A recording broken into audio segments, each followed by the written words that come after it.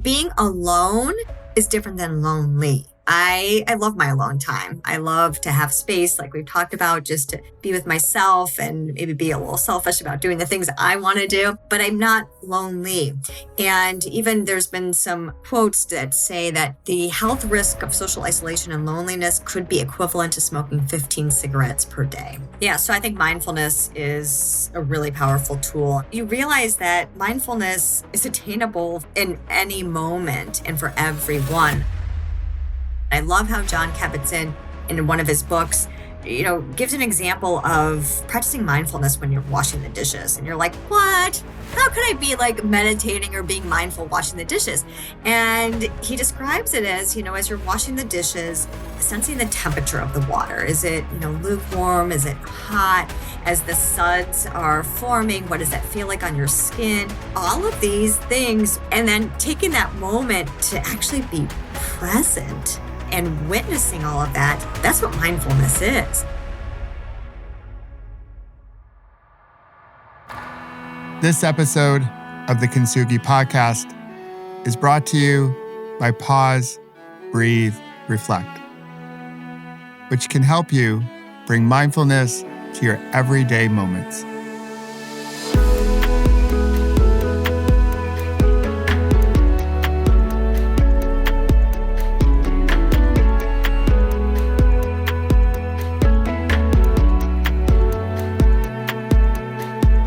Hey there, my fellow like-hearted humans. It's Michael, and this is the Kintsugi Podcast. This week, our story of connection is with Dr. Melissa Sundermann. She's a wife, a mom, and a proud University of Michigan alum. She's an athlete and full of life. I love her energy. And like you, she's another like-hearted human putting something good into the world. I met her during the pandemic through a program I attended with the Healthcare Business Women's Association. And she shared information with us about these 7 pillars of health. And here's the cool thing. Small, tiny steps in each one of them can help with our health span and lifespan.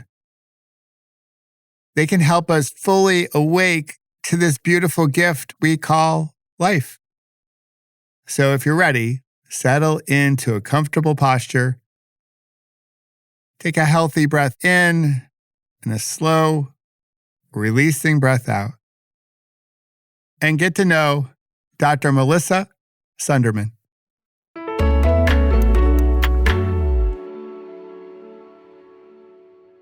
Dr. Sundermann, good to see you. Thanks for being here. I am really thrilled to be here, Michael. Thanks for having me. Yeah, this is going to be a lot of fun. We're going to talk about health and connection and a little endurance, sports, and all that good stuff. But before we get into all that rich topic of conversation, I always love to ask, what's one good thing that's happened already today for you before sitting down here and talking on the Kintsugi Podcast? Well, there's been lots of good things that have already happened. And it's 11:30 here on the East Coast. I recently transitioned back home. We can get into that, but I was working out of state on the East Coast for a little bit over a year. And so when I woke up, I've got 2 big furry dogs, a Bernese Mountain Dog and a Lab Great Pyrenees. And they don't sleep in bed with us because they're huge, but they greeted me first thing in the morning. And then the way that I start almost every single day is I go outdoors and I go for a run. So I've got lots of trails near me and parks that have some non-motorized pathways. And so I did a glorious run, and it's my active meditation. And that's just the way that I like to start my day. It just grounds me. It just gives me energy. And as I say here in Michigan, there's no bad weather, just inappropriate clothing. So you get her done. And so it's been a great morning already. That is awesome. And 2 great dogs. Those are not curl up in bed throughout the night kind of creatures. They would love to be those dogs. Oh, totally. Oh, yeah. Yes. Yeah. When I rode my bike across the country, we had 2 of our dogs. We now have 3 dogs. Back then in 2022, we just had 2. And halfway through the country, my wife she said, Hope would really love it to sleep in the bed with us. And so it's an RV. It's a really dinky bed. And there was a lot of manipulation just to try to get out of bed in the morning because Hope was like, I'm here now. Like, this is my bed. You're borrowing it from me. Totally. Yeah, totally. Yeah. It's awesome. And I love it that your wife said that the dog expressed their interest in sleeping in the bed. Yes. It's solely coming from the dog's agency and perspective. Yes. It wasn't nothing. My wife was not Totally influencing this decision whatsoever, just for the record. So yeah, that was a great trip with those guys. All right. So speaking of my wife, we love connection stories. So we love couple origin stories. So how did you meet your husband? Well, we're going to sound so cliche. That's okay. We met at a bar, but it goes beyond that. All right. We both went to the University of Michigan, and we didn't know each other in undergrad. And my husband played soccer for the University of Michigan, and one of my best friends from undergrad played on the women's side for the women's soccer team for the University of Michigan. And it was 2 years after graduation. I was working in Ann Arbor at the time doing research in a lab in between undergrad and medical school. So my friend Lori came to stay with me, and it was like, homecoming weekend. So of course, after the game, and hopefully Michigan won that time, we went out to an Irish pub and with some friends, and we're getting ready to leave. And my friend Lori was talking to a gentleman, and she said, oh my gosh, you guys both need to meet. I mean, you both love to mountain bike. You're super active. Totally. Can you, and this is back, when you actually wrote down phone numbers, write down phone numbers. We got to go, but you need to connect. So the next day he called me and said, you want to go for a mountain bike ride? And I said, yes. And the funny thing is that we're together, and we've been married over 27 years and together for about 30 years. So that she was our little date maker there, matchmaker. It was funny though, because as we were dating early on, I said, I think I've seen you before. And what we were able to trace back is we met, I was in undergrad 88 through 92. And at that time, I did some, what we call fat tire biathlons. We now call them duathlons, yes, right? Yeah. But this is very early on when mountain bike duathlons were coming on, so fat tire biathlons. And I did one, and very few women mountain biked back then. Now we've got great representation, but I would show up to these races and there'd only be a handful of females. And I showed up to this one race with the guy I was dating at the time, and I was sizing up my competition, right? So I saw that there was a couple other females there, and you'll get to know me. I was like, oh, tenacity. Okay, that's who I'm picking off. And ended up winning. You don't need to know this. I mean, I'll say, hey, I won, but there was only like 3 females doing the race. Turns out my now husband, John, was there with his girlfriend, and his girlfriend was the one I was trying to beat. So we were able to reconnect this whole story. And yeah, so a lot has changed. And yeah, we've been together. We've got 2 kids that are now 22 and 24. And we talked about our 2 furry dogs. And that's how we met. And we still live in the Ann Arbor area. Unfortunately, that fun O'Sullivan's Irish bar has now been turned into something else, but lots of good memories on that street for sure. That is really cool. So I got into mountain biking about the same time you did. So we're in that similar Gen X generation. So our daughters are 23 and 26. Okay. So right there. And yeah, in the beginning days, there weren't many women mountain biking. It was pretty much a bunch of dudes. This is when like Ned Overland was winning everything, and Gary Fisher, and actually got to meet Gary Fisher. Yeah, like back before there was like absorption and suspension and the whole thing. It was like a completely different world. And now we have, totally, for the cyclists out there, we have gravel, which is this beautiful marriage between road and mountain biking. Like we've ended the war between roadies and mountain bikers, and we had kids and we called them gravel races. So we'll see. Absolutely. Yep. I've got one, and I feel a little bit safer on that gravel bike than I do the roads. I had a very close friend, a training partner of mine, who was tragically killed cycling. Oh, I'm sorry. Yeah, on the roads. And so ever since then, I go to my gravel bike or my mountain bike, and I just feel like that people, on those dirt roads, there's not as high of traffic and a little bit safer. Still have to be very aware, but a little bit safer. Yeah, absolutely. Absolutely. So we know you're a physician, so we're going to put that to the side for a second. So how would you describe yourself if you couldn't use your profession to describe yourself? I would say I'm just a lover of life. I just am curious. I have a lot of energy. I want to learn. I'm adventure seeking. I just want to live life to its fullest. I love being around people. I love meeting new people. I love to be a continuous learner and challenge myself. And yeah, beyond my profession, I mean, my profession is a huge part of me because it's what I've been doing for a long, long time and invest a lot of time and effort into that. But yeah, I'm just a lover of life. Yeah, no, I feel that our professions do make up a big part of who we are, but in today's society, we often lead with that. So I always love to almost go through the back door and like, okay, what's in the underbelly or in the core of like who someone is, a lover of life and curiosity. And, what I hear too is that tenacity and just seeing what's possible within your body and mind and spirit and what kind of difference you can make in the world. And then from those raw ingredients, you get into becoming a physician. So how did that come to pass? So here we are in Michigan, you're hitting the Irish pub, and you meet a guy who likes to mountain bike. How does it come to be that you get into medicine? Well, the medicine thing started long before the guy thing. All right.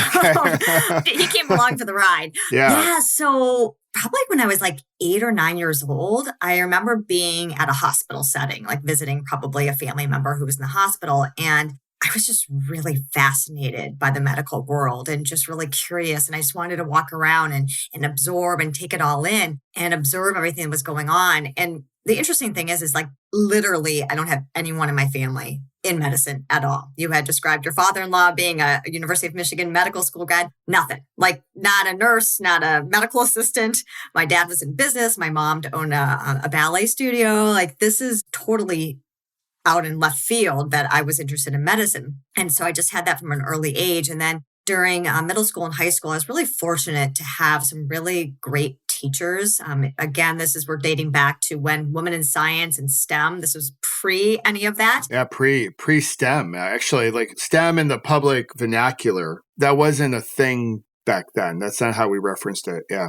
Yeah. I mean, this is back in the days when we all took home ec, which I'm really fortunate that we did take home ec. I think that needs to come back, and teach our kids that. Absolutely. And guys should take it. I took home ec. Yeah. Oh, yeah. We were required to take it. Yeah. So in our school, you didn't have to take home ec. You could either take shop, which all the boys did, or you could take home ec, which generally all the girls did. Yeah, we were required to do both. Now that you remind me, in middle school, we did both. Yeah, so I took home ec. I took both, but I learned how to sew and I learned how to cook and two important skills, but we digress. So go on. You took home ec, yes. Yes, okay. Yeah, so I took these science classes and, chemistry and biology and physics and AP classes. And I virtually was one of the only females in these classes. And I had some teachers that really were supportive and encouraged me and said, you're good at science. Like, you're good at this. And so I believed in myself and believed in the dream of, okay, I want to become a doctor and I want to be the first person in my family to, become a doctor or go into healthcare. And during undergrad, I went to the University of Michigan, and talking about STEM and women in science, my freshman year, it was the first year that a program was actually coming to fruition called Women in Science. And so I applied and I was in the original cohort. And what that did was set me up in a lab to do research all during undergrad for about 10 hours per week. And I actually worked in a toxicology lab and did tissue culture and some really cool things. And so thought, well, maybe I want to go into research. And after I graduated from undergrad, ended up working in the lab setting for 2 years. And that really solidified that, I like research. I like the science. I like to discover things, but I really like connection with people and forming relationships. And so I applied to medical school, and to be totally transparent, the first time I applied, I didn't get accepted. I got interviews, but didn't get accepted. And a lot of people would say, well, okay, that's my sign. Like, move on. Yes, yeah. The universe is telling you something, Melissa. Yes. Right, right. But I was like, no, I had practiced writing my name as Dr. Melissa, and no, I want this bad enough. So I reapplied the following year and I got in. Awesome.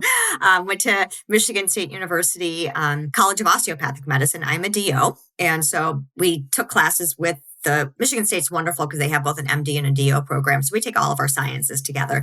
But then for your listeners who maybe don't know DOs, we're also trained in something called osteopathic manual medicine. So it's very much integrated, hands-on approach. And nowadays, that DO is really important because it stands for Doctor of Osteopathic Medicine, but also Doctor Outdoors, which we'll get into a little bit later. So the universe did, align me with the right schooling to go to and the right degree. And so I graduated from medical school in 1998 and been on a roll ever since. That is so cool. And one thing I want to pull from that story that you just shared, just the importance of someone else, your teachers, seeing something in you and expressing it to say, hey, Melissa, you're good at science, and how important that is. And we generally don't do it. We're going so fast nowadays that I do believe that in each other, when we can slow down enough, we can see special traits within each other. And we might not see them in ourselves. And how important it is for you to recognize, like, no, you're really good at that. Like, no, you're smart. No, you can do that. And the other person says, really? And that could just be the slight shift in perspective to say, I can actually do this. And how important that is, especially as we think about this theme of connection. It only took a few, we'll call it minutes, for your teachers to say that. But what a difference it made in your whole life and all the lives that you touch. So cool. Absolutely. And I credit my parents for a lot of this, in that whatever I said I wanted to do, they're like, okay, go for it. Whether that was, this is a fun story. When I was little, I was on a swim team, and you can only see me two-dimensionally, but I'm not very big. I'm only like 5'2" on a good day. I'm like petite bone. And I was on the swim team, and not built like a swimmer at all, but I liked it. And my best friend, Jenny King, was a swimmer. She was built like a swimmer. And this is when I was like 8 years old, probably when I decided I wanted to be a doctor. And at the end of the swim season, they're like, we are going to set up goals for you. And if you get all your goal times at the end of the season, you get a sweatsuit. And it was like a Nike or Adidas sweatsuit. I was like, oh, I'm getting that sweatsuit. And, your goals were like for the 50 free and the 100 IM, and butterfly, being of petite stature, was not my forte at all. But Jenny King, my best friend with these big broad shoulders, that was her thing. And so I was the end of the season, and there's like one more shot to get this like time in a 50 fly. And I'm like, I'm just not going to get it. I'm not going to get that sweatsuit. And it was this red sweatsuit. And so we had this great idea. At the end of practice, Jenny King would race next to me, and I would just hang on for life and just try to stay as close to her as she could. And, through that tenacity, and I'm like, in my mind, I was like, I can't do fly, but I'm going to try. And I got my goal, right? So I'm so happy. And I got home that night, and we had a babysitter because my parents were out. And I remember writing my dad a note, Dad, I got my goal, and again, just from that early age of, my parents saying, hey, try again, just keep trying. And I think I still have that red sweat jacket someplace with all the patches all over it, So I think that just having positive, you want to do this for yourself. You have kids in their 20s. I have kids in their 20s. We can't be helicopter and snowplow parents, right? And we see a lot of that nowadays of, high achieving. We want our kids, everything we want the best for them. Absolutely. And can be very easily to try to do it for them and to, snowplow for them and pave an easier way. And that's just not how success happens and how, resilience builds. So my parents were great in that, saying, hey, if you want to go for it, but you're doing it. We'll support you, but you're doing it. And so whatever that was, they allowed me to believe in myself as well. And so I hope to give that to our kids, hope that we have given that to our kids of like, okay, you got to put in the legwork. We'll support you, and if you need some help or advice, we're there for you. But this is your journey, and you've got to do it on your own. I love that.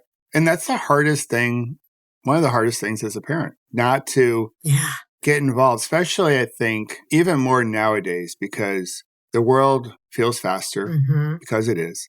It feels smaller. It feels more competitive than, say, you and I went to high school. Right? The whole notion of entrance exams, whether, schools accept test scores or not, but just the competitive nature and this belief that I have to get into the right college, the right university, which I know you'll say is the University of Michigan, but that's a whole other podcast.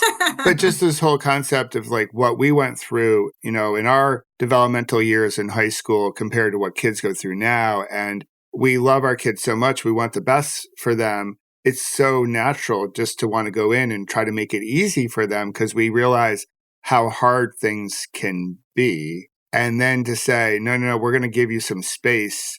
You're going to figure it out. And we're going to purposefully create space for you to trip and fall and scrape your knee. And we'll be there with a Band-Aid and to help you get back up. But that's a hard thing to do because all of our human, characteristics would be, let's make it safe, let's protect them, let's wrap them in bubble wrap. And that's exactly not the thing to do because everyone needs some space to grow. Absolutely. And learn from our mistakes. Like we've all made mistakes. Absolutely. And that's where growth happens, right? Is that absolutely, yeah. Yeah, that wasn't such a good decision. And you hope that the consequences, the mistakes that you make, you're able to rectify those consequences and learn from them. And, I love our kids to death. Absolutely. Are they perfect little angels? No. I mean, they were typical teenagers, and it's just like if anyone has that sort of checklist, have you ever experienced with this, your kid? Yep. Yes. And, they were young enough and they had the support from us to be like, okay, that was a poor decision and, let's learn from it and go forward. And now they're adulting and really proud of them. That's really cool. Yeah, our girls are adulting as well. One has their own place in New York City, and our youngest is right now as we speak, she's in Australia doing a little post-grad thing and exploring and discovering herself and all that good stuff like that. That's awesome. So as we talk about connection, and we just mentioned sort of tripping and falling and healing, there are 6 pillars to health that I'd love to get into, and one that you've added. So a magic number 7, which we'll spend a little bit more time with. But I was hoping we could cover the 6 and just like a short overview of each one and maybe something that people can consider doing in order to honor that pillar a little bit better. Because I see where we are living nowadays here in the States or across the planet, and there is a thirst for more health. We're not necessarily living in an ideal way for our overall well-being. The stress is getting to us, which is impacting all the different pillars. And we are numbing it, we're pushing it away, we're ignoring it, all that jazz. And we don't have the best quality of life that we could have given like all of medical technology and just our standard of living nowadays. So I was hoping to get into those 6 and like just talk a little bit about each one. And then we'll get into number 7, which is a gem, and we'll talk a little bit deeper about that. So can you start us off with what's the first pillar of health?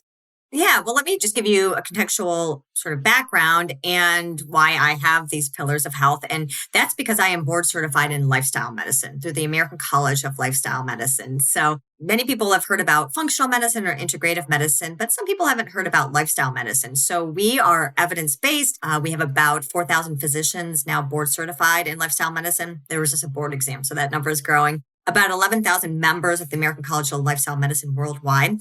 And we're all about, acknowledging that chronic diseases are rampant and 80 to 90% of our chronic diseases are lifestyle driven.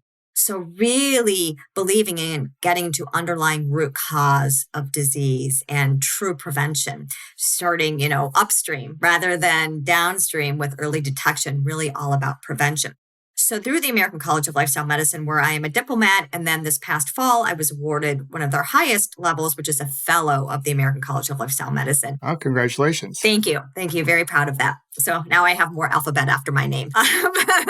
Yeah, absolutely. Yeah. You need a bigger business card now. Yeah, that's dating us, right? Because now they don't even do business cards. I know that is dating us. We've already writing down phone numbers and business cards. Oh my gosh, I know. 2 telltale signs that you're old. Yeah, and we're both wearing glasses. So there we go. Yes, yeah. Oh, well. Anyways, so let's get to the pillars. So there's 6 official pillars of the American College of Lifestyle Medicine, and no particular order because these are all equally important and they all play off of each other. We are both cyclists. bikers. So I loved to think of these pillars as being spokes on the wheel. Okay, cool. And I don't know, Michael, if you've ever been mountain biking or road biking and one of your spokes breaks. It's not a good thing. Not a good thing. We want revolution, and the wheel don't work. No. So that's why all of these spokes in the wheel are equally important, and they feed off of each other for that support. So going through the 6 pillars, number 1, nutrition. Hippocrates, the father of medicine, said many centuries ago, let food be thy medicine and medicine be thy food. And pretty sure he was not talking about Burger King and McDonald's. Sorry to offend them. Yes. But really what is on the end of our fork has tremendous power over either disease prevention or leading to chronic disease. For the American College of Lifestyle Medicine, we do advocate for a plant-forward dietary pattern, a plant-strong, plant-slant, however you want to frame that. So it's a dietary pattern that's rich in fruits and vegetables and beans and whole grains and nuts and seeds. That's not saying that you have to be plant exclusive, but you want to be plant strong because we know that all of those plants are good for our gut microbiome with the fiber and full of phytonutrients and antioxidants. So really treating that food is medicine. And I'll go through some actionable steps with each of these. I think that many people out there, there's a lot of information. So they might know the what, they might know a little bit about the why, but it's the how. How do we create this change? And behavior change, that's a whole nother topic. That's a really, tough thing. And here we are right after the January 1st, where everyone has made their New Year's resolutions. Yes, we're getting after it. Which is great. But then we know that 80 to 90% of New Year's resolutions fall off. By January 18th, it's like we fall off the rails, right? Yeah. So it's really creating small, little tiny baby steps and habit forming, James Clear and Atomic Habits. So really, what can you do as far as the nutrition pillar? And I like to say, rather than you can't have that, you shouldn't have that, it's can you do more of the good stuff? I've got some patients who are like, I hate every single vegetable. And you're like, well, could you maybe do, a little bit of bean? Could you do some hummus? Could you put some black beans in your chili or your burrito?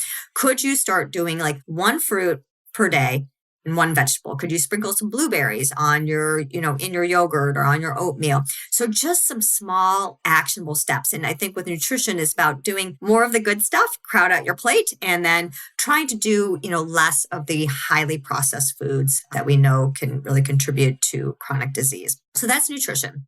I love that. So I've been plant-based or plant-forward or plant-slanted for a number of years. Mm-hmm. It fueled my cycling efforts, my ride across the country. And my approach, though, is this, that say we're going over to a friend's house and, they want to prepare fish for us or chicken or something like that. I have it, I'm going to be a good guest. And so I don't take it as a program that I'm on that's rigid. So I have a little flexibility. So there might be, 5-ish times during the course of the year where I'll have animal protein. But to your point, totally believe, because my mindfulness practice, pause, breathe, reflect, is about short little practices consistently with frequency over time. Great way to develop a habit. And the whole notion that I'm going to think about what I'm going to add to my plate in goodness as opposed to what I can't have on my plate. And for me, that was a game changer when I made the switch. Yeah. And I would have to say going more plant-based or plant-forward is probably one of the kindest things we can do for Mama Earth. Absolutely. So it's good for our health, but it's good for the planet. And the animals, right? So most importantly, the animals, right? So I love that. Great tips. I love that whole notion. Yeah. And I think it's, what you're doing 90% of the time is what matters. So, coming off the holidays and you indulge in some, your favorite sweet or your favorite dessert, or, someone's, like you said, cooking a special meal, that's okay. In fact, the New England Journal of Medicine, very reputable medical journal, every year comes out with their top dietary patterns. This was just released within the last week. And best overall dietary patterns, number 1, Mediterranean dietary pattern. Always is top of the list. Number 2, the DASH diet, which is a dietary pattern looking at reducing hypertension. Number 3, the MIND diet, which is a combination of the Mediterranean DASH diet for intervention for neurodegenerative delay. So all 3 of those are plant forward. Are they completely restrictive? You could never, ever look at a piece of cheese in your life again? No. but they are plant forward, and the bulk of the intake, the bottom of the pyramid, are going to be your fruits, your vegetables, your beans, your whole grains, your nuts and seeds. So I think that when, you look at the science behind it and the medical journals that review these with their, criteria, that these plant forward dietary patterns are getting really good marks. Awesome. So pillar number 1, nutrition. Pillar number 2 is one that we both love, right? It's movement. Yes. And yes, movement. I love that you just used the word movement, because when we say exercise, you and I love to exercise, right? But when I'm counseling patients and I say, so tell me about your exercise program, people go, I know I should go to the gym. I know I should get on one of those machines. And it sounds like this chore, and it sounds like it's not enjoyable. But if we switch the context to movement, about moving our body, I say, what do you like to do? Oh, you know what I love to do? I have this really great pair of binoculars, and I'm really into birdsong. I've got the Merlin app. I go out in the woods and I just start looking for birds. And I go, well, you're hiking in the woods. That's movement. Or, oh, I've totally gotten on the pickleball, just obsessed with pickleball. That's movement. I love to, get in a lake that I live by and go for a swim. That's movement. So I think that if we can shift it in that moving our bodies feels good, and we should find enjoyment in that. And when I have patients who say, Dr. Sundermann, what is the best form of exercise for me? And I said, well, what do you like to do? Well, I got this new bike. I just love to explore my bike and just go out and maybe go and ride to a coffee shop and back. Okay, that's the best form of movement for you because you enjoy doing it. And you're going to keep doing it. So, or maybe you have a group that you love to meet up with and go for a hike. Or in my case, I have a group of girlfriends that I love to go for a run with. That's going to reinforce that there's pleasure associated with that. It's going to raise my dopamine, and it's enjoyable. So I think with movement, it's really trying to find that enjoyment, and that it should feel good to move our bodies. This is not punishment. This is, there might be some days that you go, it's rainy or it's cold or it's this or that. But I say that one of the hardest things about exercise or movement is opening that front door and either going outdoors to start or going inside the gym. Once you start, and maybe you tell yourself like these little bite-sized things is, I'm going to do this for 5 minutes. I'm going to go for a walk for 5 minutes. If I want to quit after that, I'll quit. Most of the time, once you get going and you're dressed, you're going to keep doing it, right? So I think it's just creating that habit of like, yep, I can quit once I'm ready to do it, and I'll go with how my body feels. The majority of the time, it's like inertia. Once you're moving, you're going to keep moving. So the American College of Sports Medicine, the American College of Lifestyle Medicine are all aligned, with the present recommendations of trying to get at least 150 minutes per week of moderate intensity exercise. So that breaks down to about 25 to 30 minutes per day. If you are super busy, some people are working a couple jobs or they're raising kids. And I was in this place where we were carpooling to their events all the time.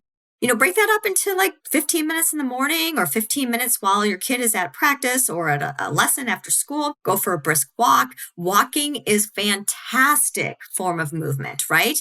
Pump those arms. You can do it with a friend. I love for the modern intensity to, you can use a fancy, heart rate monitor. I have a Garmin, or you could use the talk sing test. So if you're out for a brisk walk or a bike ride with a friend, you could carry on a light conversation. This would be like zone 2. But if you tried to sing a song, you would get out of breath. So just trying to, get to that level where you get out of breath singing a song, but you could carry on a light conversation. You wouldn't want to go through a whole, movie that you just, saw, but you could carry on a light conversation. So I think just trying to find something that resonates with you. Having a partner can really be helpful to say, hey, let's meet up, They would talk about your SMART goals and your fit. So you want to be as specific as you can be. So on Tuesdays and Wednesdays, let's meet at the library downtown at 6 p.m. Make sure you've got your headlamp because it gets dark. And then we're going to walk this trail. It takes us about a half an hour, and, just have that plan and, tell that person, okay, let's meet there. And chances are you're going to end up doing it. I love the notion of just finding something that you like to do. And it can be just, you know what, we're going to turn on Taylor Swift and we're going to dance in our house like no one's watching. And that's what we're going to do just to start. Because to your point, once we start, a lot of times we can keep moving. It's just those initial steps of putting on the shoes and getting outside in the cold. But once we get going, we tend to keep with it. So I love that. So number 2 is movement. And number 3 in 2024 here, I finally took this step because this one relates to sleep, that I bought a eye mask to sleep with to block out all the light. So I've been thinking about this and griping about the lights, or when I travel, the hotel rooms and all the different little blue and green lights and the shades and all that jazz. I finally did it. So I started the year with an eye mask when I sleep to block out all the light. But I would have to say that I'm sleeping so much better now, which is awesome. Wow. And what a simple thing. And what you sort of alluded to is what we all go through. I know I should do this. I know I should do this. And we find like all of these excuses. And then once you probably ordered from whatever Amazon or something like that, the sleep mask, it probably took you 2 seconds. And an eye mask, I would think, is not a very expensive. $19. Yeah. $19 on Prime. It came in 2 days. It was easy. It took me hardly any time at all, but except for all the times I was toing and froing about it up until the time I actually ordered it. Yeah. Exactly. Yeah. Welcome to being a human. So sleep, the third pillar, and sleep truly is a superpower. And back in the day, again, I feel like I'm like a dinosaur. Back when I was in medical school and residency, this is before we had reforms about hours of working. So it was tradition that we worked 36-hour shifts. And that was partly because our predecessors had worked those shifts. So, in order to get through the hazing, we had to do it too. And so I was convinced that I didn't need sleep. I mean, look at what I can do. I can put a transvenous pacemaker in. I can intubate someone, and I've been up for 36 hours. Well, I was terribly wrong. And some of my favorite sleep researchers, Matthew Walker from Cal Berkeley and Michael Grander from the University of Arizona, they've published and written books, and it's just fascinating about all of the healing that goes on while we sleep, and really aiming to get at least 7 hours of restorative sleep, 6.5 to 7 hours, till about 9 hours. Sleep, it's not necessarily that more, and sleeping for 12 hours a day is better. So really that sweet spot is probably 6.5 to about 9 hours. And the reason is that, when you get into this sleep period, you cycle through all of your sleep cycles, your light sleep, your deep sleep, your REM sleep. There's so much healing that goes on during those. In fact, many people aren't aware of the glymphatic system. Different than the lymphatic system. Many people know about the lymphatic system, that when we get sick, that's what glands get swollen. That's the body trying to get rid of that illness, bacteria. However, in our brains, when we get into our sleep cycles, like our deep sleep, we have the glymphatic system, and picture the glymphatic system being like a series of dump trucks that live up in our brain. And when we're awake, they're just kind of on break, doing their own thing, reading a newspaper. However, when we get into that deep sleep, the drivers rev up their dump trucks, and all of the tangled proteins that have accumulated through the day, including beta amyloid, we know associated with Alzheimer's, and tau proteins that have accumulated in toxins in the brain, that glymphatic system goes to work and gets rid of that and detoxifies our brain. So that's why it's really important to make sleep a priority.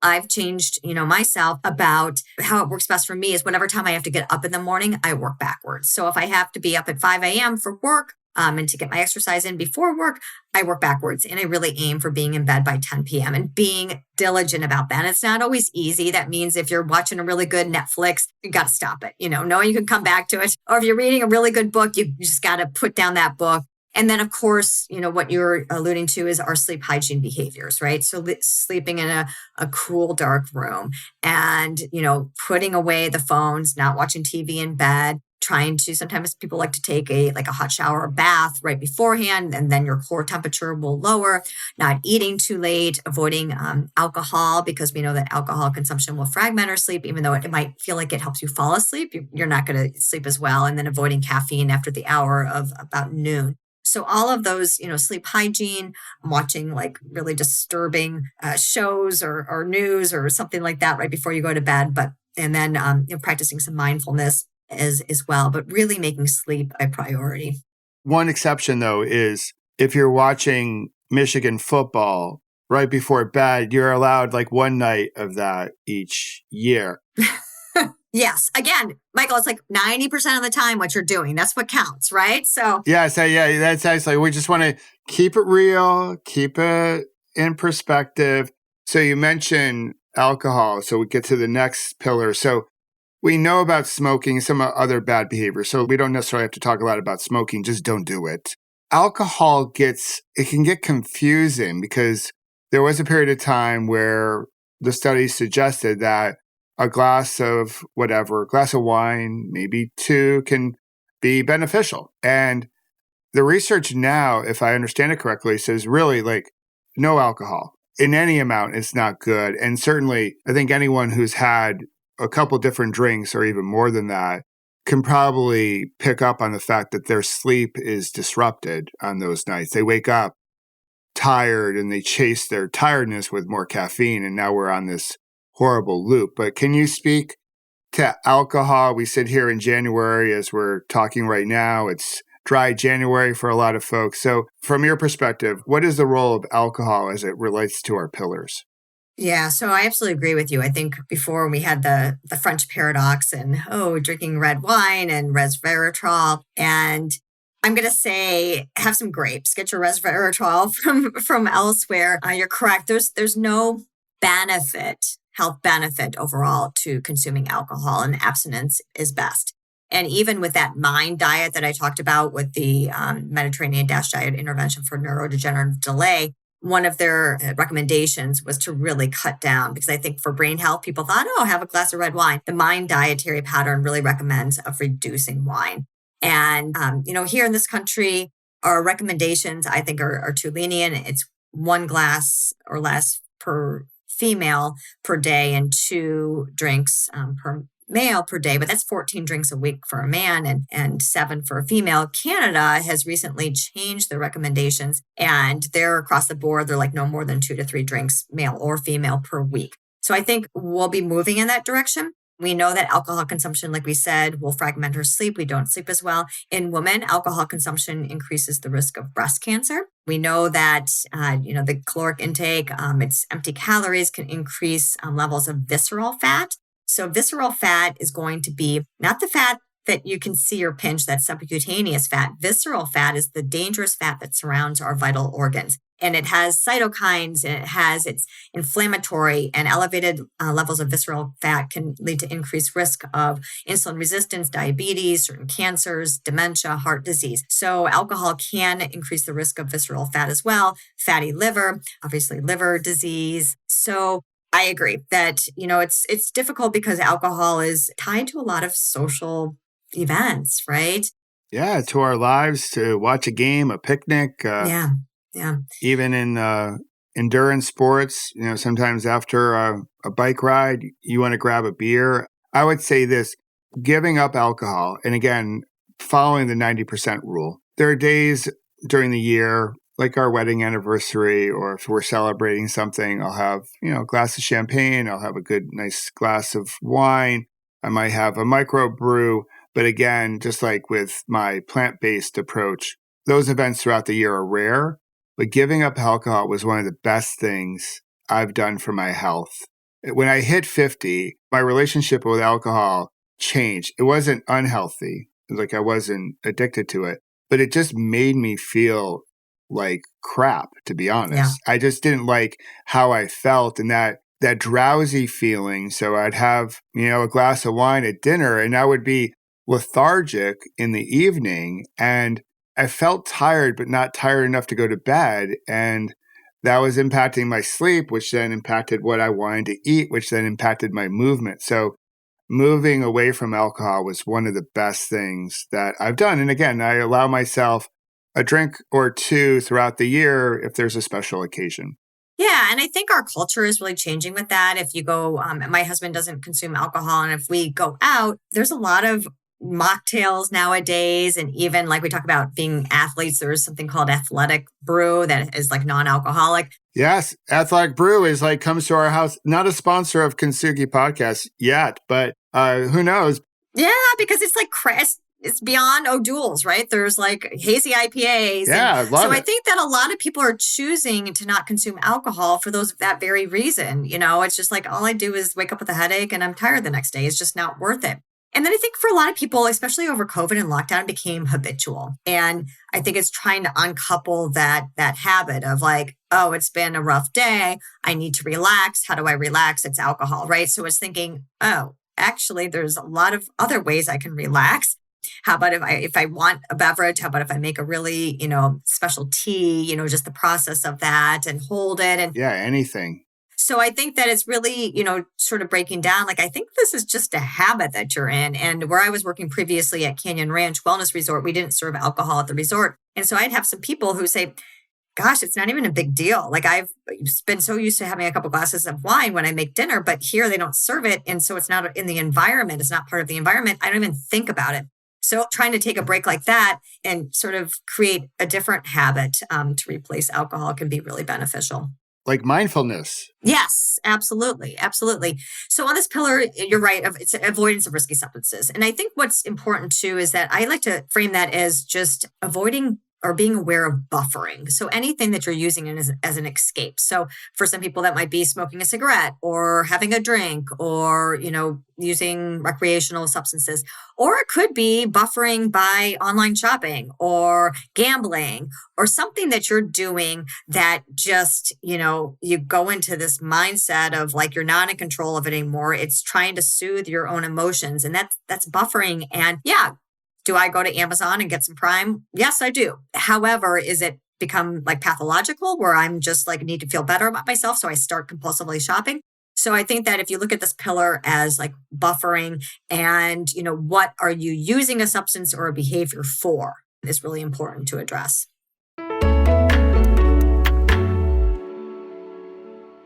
Coming up, Melissa and I talk about mindfulness and her seventh pillar, which connects back to who we are, because we are nature. All right, let's take a break. Take a full breath in and a slow releasing breath out. And relax the body as you soak up our conversation. I hope that felt good. Okay, now that we're a little bit more relaxed, can we be real? I think our morning routines, well, they've gotten a little out of control. You might not have time in the morning to meditate because you're busy doing other things like trying to get to work or getting the kids off to school. And this is where my app, Pause, Breathe, Reflect, comes in because I built it for busy people with a whole bunch of shorter practices. So if you don't have 10 minutes in the morning to meditate, cool beans. You're a human after all. But I bet you have 5 times throughout the day when you have 2 minutes to practice and let go of stress and bring mindfulness to your everyday moments. So today, download Pause, Breathe, Reflect for free and begin to stress less, sleep better, and join a community of like-hearted humans rippling something worth rippling into the world. All right, let's go back to our conversation and celebrate the Kintsugi within us all. Absolutely. So a little retail therapy every now and again is not a bad thing. So I mentioned mindfulness. So this whole buffering and the maladaptive ways that we deal with our stress.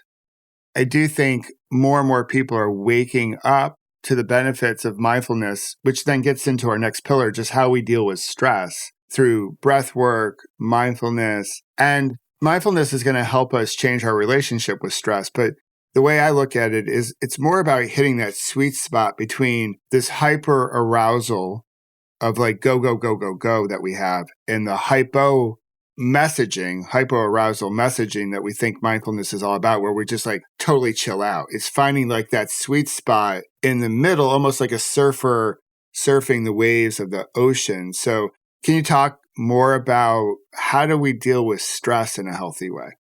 Yeah, so I think mindfulness is a really powerful tool. And I did a professional training in mind-body medicine through the Center of Mind-Body Medicine with James Gordon a number of years ago. He actually spoke at our annual conference this fall, and he's just one of the pioneers of mindfulness and mind-body medicine, along with John Kabat-Zinn, who just are incredible. And that's between doing the program for the Center of Mind-Body Medicine and reading John Kabat-Zinn's books, you realize that mindfulness is attainable in any moment and for everyone. And I love how John Kabat-Zinn, in one of his books, gives an example of practicing mindfulness when you're washing the dishes. And you're like, what? How could I be like meditating or being mindful washing the dishes? And he describes it as, as you're washing the dishes, sensing the temperature of the water. Is it, lukewarm? Is it hot? As the suds are forming, what does that feel like on your skin? Watching the water drain, is it going in a whirlpool like cycle? Are the soap suds dissipating? Like all of these things where, normally if you're washing dishes, you're either, saying, oh God, I got so many dishes to do and I've got so many other things to do and I should be doing this. Why am I doing the dishes? Someone else should be doing the dishes. And then taking that moment to actually be present, and witnessing all of that. That's what mindfulness is. And we'll get into, when I talk about my seventh pillar, how do I practice mindfulness in that seventh pillar? But really, it's being in the present moment and pausing, but not pausing in a completely like checked out way, but pausing to just be, grounded in yourself. And we know that like through deep breathing, that can be an excellent source. And I even will teach people either square breathing, right? If they want a visual, or for kids, the 5-finger breathing with inhalation, exhalation, inhalation. And this is something you could do if you were really like in a heated, work environment or meeting. Underneath your desk, you could be tracing your fingers, doing your deep breathing. I think body scans are wonderful. I encourage people to do that when they're having problems with insomnia, starting at the top of your head and slowly moving throughout your body, checking in with your body, grounding yourself in your body. So really translating mindfulness, that it doesn't mean that you just have to sit there like a pretzel and, completely clear your mind. There are so many ways, just like we talked about, there's so many forms of movement. There are so many forms of mindfulness. To define one that really resonates with you, that you're able to do, that's attainable. And, if it's 5 minutes a day, if it's, 10 minutes a day, that's okay. I love everything you just said about mindfulness. On our app, on the app that I have a meditation for washing the dishes. I have the tracing of the fingers, and the box breathing or the square pattern is how I started my whole practice as I was in the hospital, just slowing it down, coming back to my breath. And that moment of reflection I talk about in pause, breathe, reflect is that space of awareness to practice gratitude, to set our intentions and not totally check out, to be aware and present in the moment. And, I'm on a mission this year to help almost remarket mindfulness, because I think it's gotten too far on the side of we're checking out. And it's not about checking out. It's really about checking in with this moment, because this is the moment where you can take action. So I love it. So now we're up to 6 and then close to 7. So 6 really speaks to one of the things I talk about a lot is who's in your peloton. So as a fellow cyclist, you will get this, like, who are you riding with in life? Are you riding with people who bring out the best in you? So I use who's in your peloton as a different way of describing who's in your tribe or squad or other phrases that people have used over time. So I just love that whole notion that, hey, sometimes we are drafting and sometimes we're breaking the wind and we're helping each other out. We're pointing out obstacles in the road. And this whole sense of community, which also ties back to blue zones and how do we live a very healthy life so we have, a health span and a lifespan that's vibrant. But I would love for you to share your perspective on community. Yeah, community and connection. So our wonderful, amazing Surgeon General right now, Dr. Vivek Murthy, this is really his pillar and his belief. And he wrote the book together. And he's been such a fierce advocate of connection, and particularly coming off the pandemic. When I'm giving presentations about this, I say to my audience, you don't realize this, but we were all part of one of the largest social psychology experiments on what happens with social isolation and loneliness. and that we all, after a year and a half of being socially isolated, we all felt this void, right? And Dr. Vivek Murthy came out with the Surgeon General's advisory this past May on the health risks of social isolation and loneliness. We know that there's an increased risk of mortality, increased risk of dementia associated with social isolation and loneliness. And being alone is different than lonely. I love my alone time. I love to have space, like we've talked about, just to be with myself and maybe be a little selfish about doing the things I want to do, but I'm not lonely.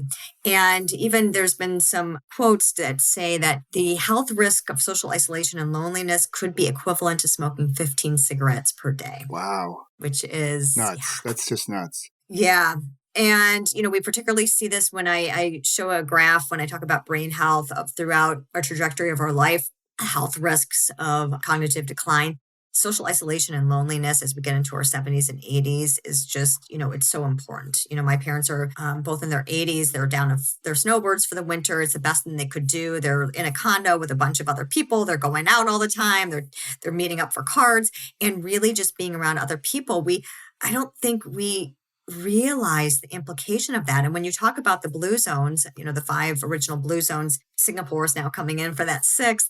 And when you look at their pillars, they call it the power 9, is that moi, that social connection is such a huge part of their livelihood and happiness and longevity. And COVID we had kids who were in college at that time. Gosh, it just was one of the worst things that could happen to them. Their growing brains needed the stimulation. For a lot of us, I actually was redeployed. I was a hospitalist during COVID, so I was still seeing patients in the hospital. But even, a lot of physicians translated to virtual visits, which wasn't the same. We couldn't sort of see our patients and touch them and listen to their hearts and lungs. So really valuing social connection. And that doesn't mean you have to be this extrovert, right? A lot of people say, well, I'm kind of an introvert, I like to, it's okay. Like really you need, when you talk about tribe or the Peloton, whether that tribe is a couple of family members, a couple of friends, a couple of coworkers, maybe a place of worship. You love to sing in a choir. You have a group that you like to run with. You like to go bird watching with. It's something, or you have a book club. It's just having connection with other people. They're all equally important.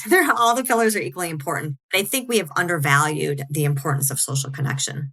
I completely agree. We've run to a large part social media, thinking that that's going to help us build more connections. And even the language there is like, how many connections do you have? How many followers do you have? And it's a myth, right? So there's a lot of it can help us connect with different people and different bits of information, but it can also leave us feeling wickedly disconnected. And what we need as creatures, we're meant to be together, in person together. And so Zoom or video conferencing is helpful. It's great. I could not imagine going through the pandemic without it. Like, how crazy would the pandemic have been if we didn't have Zoom or Teams or what have you? But we've now over-indexed on that. We need to find a way to get back in community. There's something really great about a hug, with the right permissions and all that jazz, but just like being in the arena with people, picking up on that energy. It's a different experience, being at a Taylor Swift concert versus listening to her on Spotify. It's just different. Any way you slice it, it's different. It's easier to listen to her on Spotify than getting a ticket to her concert, but still the experience is much richer when you can be in person with one another and you ride with people who can bring out the best in you. Absolutely. So speaking of riding, let's get into number 7, nature. And I love this. I love this about you because my feeling is we are nature. So we came from nature and we have forgotten this important part of who we are, that we're another creature and that there's so much nature within us. Absolutely. And I, again, it's like, where did this come from? And I go, I don't know, because my mom, who I've, spoken so highly of my parents, my mom's idea of camping was probably go to the Holiday Inn, right? So I did not grow up being this like hippie child where we, lived in tents or anything like that. But I just had this natural affection for being outdoors, and it's where I feel most at home. In fact, I joke that I was a mountain goat in my prior life because it's like the mountains and I just connect with the mountains. And then the activities that I seem to gravitate towards, we talked about biking and mountain biking and hiking, and just got back from skiing because now our kids live in Colorado, and I'm running. And I feel like it's, for myself personally, so important to my well-being. And once I started sort of talking about this and digging into the research, I was like, oh, there's actually truth to this. And where Dr. Outdoors really got her start was about a year and a half ago at our annual American College of Lifestyle Medicine. I submitted an abstract, and I kind of, went on left field, and I submitted a presentation abstract to talk about nature as medicine. And the title of my talk was Moving Mountains, the Power of Movement in Nature to Reach the Peak of Well-Being. And so I really wanted to talk about not only the benefits of movement, but then combining that with being outdoors and some of the science between nature's medicine. So my proposal got accepted. They said, you're going to speak at the conference. I said, that's great. It's like a 4-day conference. They have all these different stages and rooms. So when I got the final agenda, I was on the big stage. And not only was I on the big stage, but my talk was immediately following, you may recognize these names, Dr. Dean Ornish and Dr. T. Colin Campbell. So Dr. T. Colin Campbell wrote the China study, and Dr. Dean Ornish needs no introduction. Neither of them do. So 2 of the largest luminaries of lifestyle medicine and pioneers of lifestyle medicine. And then afterwards comes Dr. Outdoors. And so I was really nervous, but so cool. That's awesome. Yeah, you'll like this, Michael. In the back of the room, as they were finishing their talk and I was about to take over, go on the stage, I was deep breathing. I was doing all of my mindfulness, trying to bring down my heart rate, trying to just get all that good juju going. And so I gave this talk, and to my surprise, or maybe I wasn't terribly surprised, but I was really happy, is that it really resonated with a lot of people. And this is what's, given to 2,000 healthcare professionals. So that was, physicians and nurses and PAs and PTs and nutritionists and psychologists and social workers, pharmaceutical people. And so many people were like, I had no idea. I had no idea that nature had these benefits, and then the power of nature. And because I had such great feedback, I decided to take it one step further. And I'm the founding chair of the first ever Nature as Medicine subcommittee for the American College of Lifestyle Medicine. So we launched in this past April, and we meet virtually every month, and we bring in speakers from all over the world to talk about different aspects of nature's medicine. We've had some wonderful authors and researchers and practitioners who really share about this. And the EPA did a study a number of years ago looking at Americans, and the average American only spends about 7% of their day outdoors. Yeah, it's so sad. Yeah, most of that time is spent in buildings, whether homes, schools, offices, stores, or public transportation and automobiles. So very little time is spent outdoors. And for a lot of people, they don't even think about going outdoors. They just don't, or, access isn't great. So really, my role as Dr. Outdoors is trying to, advocate and educate and empower people about how, again, bite-size, how to get outdoors. The research does support the nature dose is about 20 minutes per day. That's where the health benefits can be witnessed. And so again, just like movement, we talk about, you can break that up. You can do the same thing with nature. So we do have emerging evidence to suggest early morning sunlight is really beneficial. So trying to get out in the morning doesn't mean you have to be up with the sunrise, but if you try to get outdoors before probably 9 a.m. and ideally about 10 to 15 minutes outdoors, I would love it if you're moving your body at that time. But if you just want to sit outside and journal or have your cup of tea, no sunglasses. You want your retinas to be able to absorb that sunlight. When you do get that early morning sunlight, you are boosting your serotonin levels, which is your happy hormone. You're decreasing your cortisol level, your stress hormone. You are aligning your circadian rhythm. Our brains, our bodies really want to follow circadian rhythms. Get up at sunrise and then slow down with the sunset. We also are setting our melatonin clock. So it's really important. So that's, I choose to just how my life works. I choose to exercise in the morning. And if pretty much every day I don't have a lot of excuses because I've got, the right equipment for everything, I get outdoors to move my body. So the nature dose, 20 minutes per day, 120 minutes per week. And we know that getting outdoors, the benefits of nature is we boost our natural killer cell activities, which is involved in our immune system. And that effect, Dr. King Lee from Japan is one of the early Shinrin-yoku forest bathing investigators and really prolific in this space. And what he showed in his early studies was getting outside today for that at least 20 minutes, those benefits of those elevated natural killer cell activity and immune system boosting can last up to 30 days. So it's like this long duration of this medication where, you're from the pharmaceutical world. I won't hold that against you. Yes, please don't. But as you know, pharmaceuticals, a lot of them have a very short half-life where you have to take it every day, twice a day, 3 times a day. Whereas this nature dose, go outside today and you're going to have health benefits for up to 30 days. We also know that being outdoors lowers your heart rate, lowers your blood pressure, boosts your serotonin levels. So all of these really beneficial things, talking about loneliness, social connection. There's, studies. In fact, I was just reading one this morning down in Canada of proximity to green space for older individuals helps with social connection, helps to lower loneliness. Epigenetically, we've seen that approximate location to green space can epigenetically increase lifespan by up to 2 years. So just get outdoors. Yeah, I love it. I love it. It's so important in that whole practice of getting out in the morning and getting some sunlight. That's something that I've done for a number of years.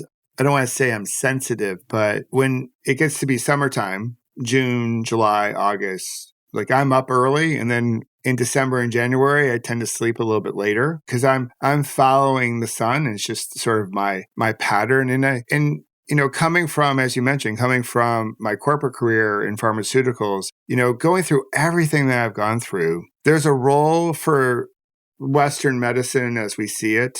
I think there is a definite role for Eastern modalities. I'm a big fan of like acupuncture, and I think there's a role to play for, say, essential oils and other types of treatments, and just what we talked about today with the 7 pillars and getting outside. And what we talked about today are really basic, and they can come together and form this beautiful urishi, again going back to Kintsugi, to help us heal. So it doesn't take a lot of massive change. And I think what happens a lot is we kick the can down the road and then a big problem develops and then we need a massive 180 to fix it. So, but we can start today, simply begin again with small steps, consistently with some frequency over time. And some of them will do, and we won't think it's making any difference at all. It's like, what am I doing this for? Like this whole meditation thing, I don't notice a difference. Or I've gotten outside, I've gotten some sunlight, I don't notice any difference.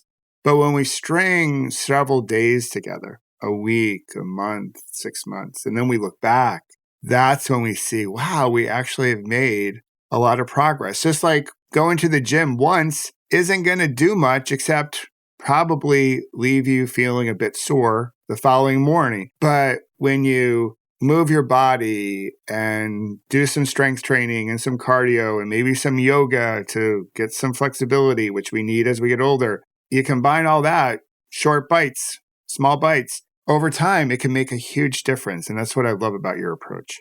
Yeah. And I love the analogy of if some people like visuals, and sometimes I even draw this out for patients, is there's 2 ladders next to each other. Okay. And there's one ladder that has rungs like every foot, right? And they're both going to the same endpoint. And then the next ladder has only 3 rungs. They're separated by about 6 feet. So it's like, well, what ladder do you think will be more successful? They're like, well, the one that has like 20 rungs. And I'm like, yeah. And those are small, incremental steps, little bite size that are achievable, attainable. And yeah, it might take you a little bit longer to get up there rather than leaping. But a lot of times you miss the rung if it's too high, and then you fall off and you go, I can't achieve that. Right. So I think that that's just a really good analogy that people can really understand. I love that. That's a good image. Yeah, that's a good image. With your permission, I will borrow it and share it and give you attribution to it. I'll get you out on a few last questions. So, if people follow you on social media, I know we're connected on LinkedIn, they'll see you fully living life, much like how we started. And it seems like you got it all together. You got your health, you're running marathons, you're doing Ironmans, 100-mile bike rides, all this great mojo. And so through the podcast, what I'm trying to do is bring some clarity to the voice that we all have in our head. So if you're willing, I would love for you to share, like when you feel like at the top of your game where you're fully living life, what does that conversation with yourself sound like? And this is the most important part of it, the other side of it. We all have moments where we have doubt. We feel like, oh, I don't know about this. So I was hoping you could share both narratives with us, just as a way to say, hey, we're all there. We all have good moments where we feel great about ourselves. And we also have some moments where we, not so much. Well, I think it's important to acknowledge that, I love my life. I truly feel blessed. I'm grateful. Now, does that mean that every step of the way was this like happy? No.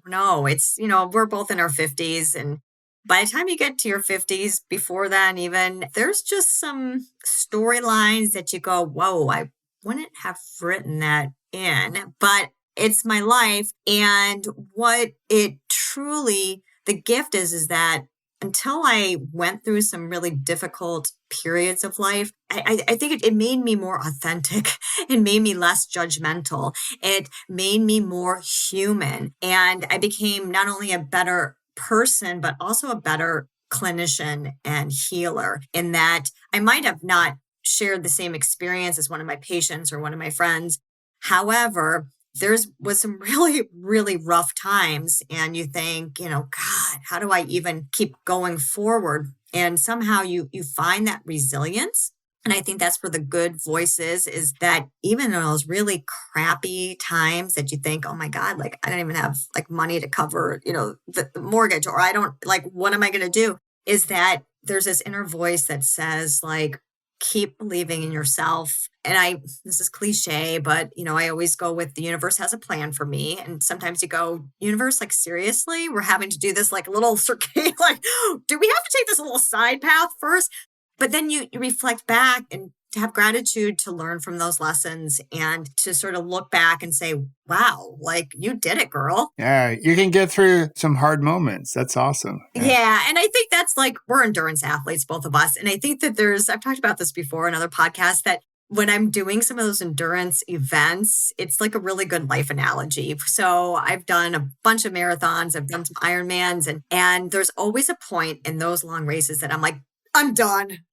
This is too hard. Like, whatever. I am just done. I'm going to quit. It's okay. Like, I'll forgive myself. My family will still love me. I'm going to quit. And then I go, just see if you can get to the next aid station. Just see. Just try to dig deep. Just do what you can. It doesn't have to be perfect. Just do what you can. And then somehow you get to that next aid station. And then you go, okay, this is just really tough. Like, I don't know if I can do this. And you go, okay, all right, let me see. Okay, maybe I have to walk a little bit. And somehow you find that inner strength, that inner belief, that resilience to cross that finish line, right? And many things, hardships are like, let me just keep trying to move forward. So I think, the good thing is, the good voice is like, the universe has a plan for you. And this is tough right now, but you can get through this. The sort of not so kind voice, sometimes it's like that imposter syndrome voice of like when I got on that stage, and I'm like, should I be up here? I don't know. Yeah. Do I belong here? Yeah. And then I think through, life experience and then getting into your 50s, I go, well, the worst they can do is say no, or the worst they can do is, but I'm going to put myself out there. Like that's what I've learned is put yourself out there. And once I sort of have lived a life and had some not so good times and some really wonderful times, you just show up as you are and you go, hey, take it for what it's worth. And this is me. So this is me showing up, doing some hard things. Yeah. That's so cool. Thanks for sharing that. That's awesome. So do you have a big event planned for 2024? Well, I am transitioning jobs right now, so I'd love to share a little bit about that. So in talking about, one of my things too is just being curious, but also having courage. And for me, courage means like just showing up and trying new things. And whether that's like, hey, I signed up for a 50K ultra, I'm going to try that, or, athletically, but also career-wise. And my background is I'm board certified in internal medicine. So primary care, and then we talked about lifestyle medicine. Been practicing for about 25 years. About a little bit over a year ago, had the opportunity to leave conventional medicine after, serving in that role for about 25 years. And I went to work at a very well-known wellness resort called Canyon Ranch. And that was I know it well. I was in the Berkshire Mountains of Massachusetts, absolutely beautiful country. I drove my car out there, didn't know a single person. I had a wonderful experience there, learned a ton about myself and professionally expanded everything, made a lot of great connections. However, I was away from connection. And it was hard for my husband and I to see each other and my doggies and my family and my friends. So I recently transitioned back to Michigan, and I'm going to be starting a new role as a concierge medicine for a group called Lifespan. And they're very much focused on longevity. And so I'm going to be it's an area of interest for myself with, being board certified in lifestyle medicine. I've also done training in integrative medicine. So really going to learn a lot more and be able to offer my patients and my clients a lot about how to live not only a long life, but a long, healthy life. So I'll start that role soon. And we have offices in LA, Miami, Dallas, and opening an office in New York City. So I'm really excited for that role. Oh, very cool. Well, if you're in New York City, let me know. We can meet up in person. I will. Absolutely. So, because I'm a short bike ride away from the center of Manhattan. Excellent. All right. So last question. So let's assume heaven exists. And when you get to heaven, you get to meet your elders, your ancestors, the people who came before you. So when you arrive at the pearly gates and they greet you, they're like, hey, Melissa, come on in. What do you hope they'll say to you? Golly, I've never been asked this question before. I think I just want them to say, you lived a good life. Like you did it all. I mean, all not meaning I think it's just trying it all. And I think a big part is service. And I'm so grateful to be in a profession of service. And that this is the great thing is that, yes, I get to help people. But what many people don't realize is how much that gives back to the healer. And I've been blessed with over 25 years of treating patients and how many gifts and stories and connections my patients have given to me. So I hope that my ancestors would be like, welcome to the club. Great job. You lived a good life and, you helped people and you allowed people to help you. That is perfect. That's great. And I will say this, in the Kintsugi spirit, you bring that notion of coming together and connection and healing. And, even though we may break, we can be put back together and still be beautiful, embracing our scars and our wrinkles and our gray hairs that, come during our sleep as we get to our 50s. And, there's something just wonderfully beautiful about the energy you're putting into the world. Dr. Sundermann, I just want to thank you on behalf of all humans and all creatures for the work you're doing. It matters. And I can't wait to see what you do as you switch directions in your career. It's going to be really special. And thank you for being on. Oh, thanks so much for this conversation. This was a blast. And I hope that we can meet in real life. I get to, connect with so many people. This is where Zoom is great. We can do this podcast, but then I'm like, we'd be such great friends if we could hang out and be in a Peloton together in real life. Yeah, we can definitely bring your bike and we'll go for a bike ride. Okay, sounds like a plan. Awesome.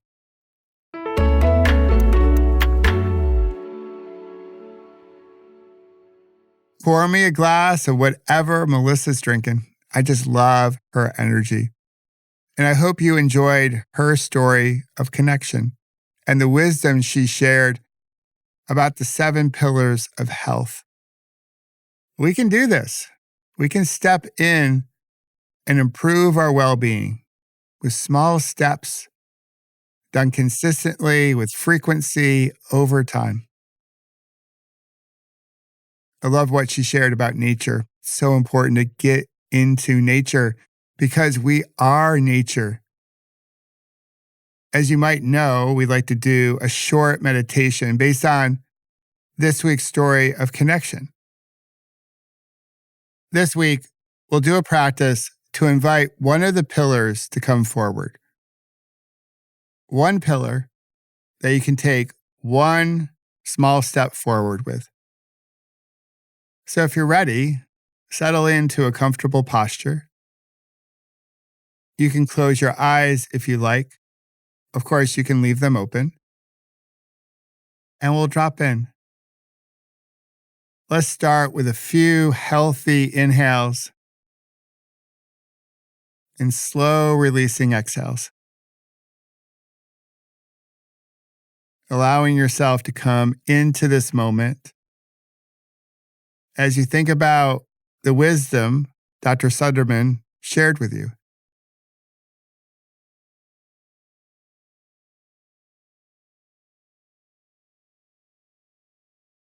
And as you come into the natural rhythm of the breath, begin to invite the 7 pillars to come forward. Not all at once. Perhaps just one pillar that really resonated with you. It might be getting out into nature. It could be mindfulness, one of my favorites. It could be movement or nutrition. What's one pillar that comes to mind?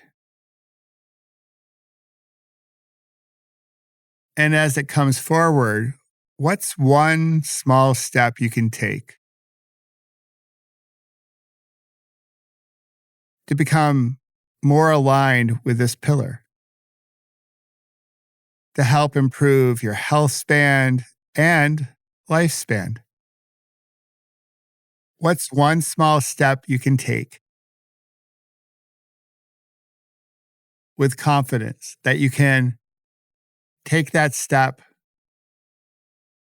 the day after today and the day after that to begin to enhance your life so you can fully wake up to this gift called life and put a beautiful ripple into the world.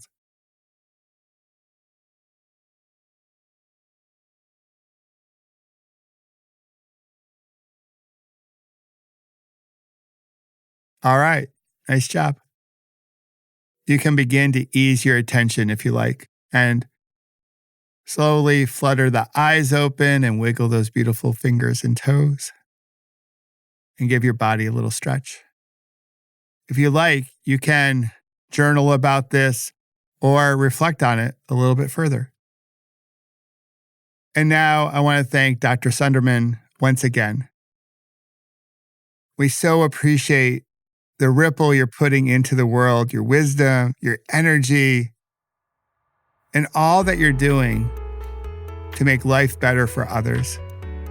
The world needs your energy, so continue rippling something worth rippling into the world. Thanks for being on the Kintsugi Podcast.